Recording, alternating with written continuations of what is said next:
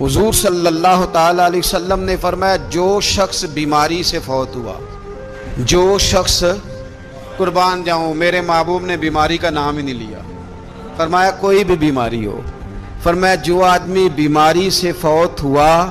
اللہ اسے شہادت کی موت عطا فرمائے گا، اور وہ عذاب قبر سے اور قبر کے امتحان سے بھی محفوظ رہے گا، اور حضور فرماتے ہیں اس کو صبح اور شام جنت کے باغوں میں سے رزق دیا جائے گا۔ جو کسی بھی بیماری سے مرا، یہ لوگ بیماری سے مر رہے ہیں تو لوگوں نے اچھوت سمجھ رہے ہیں، اچھوت، یہ اچھوت نہیں ہے، اس لیے کہ لوارث نہیں، یہ خدا رسول کے ماننے والے ہیں، تم انہیں اچھوت کہہ رہے ہو، اور مدینے والے رسول انہیں شہید فرما رہے ہیں۔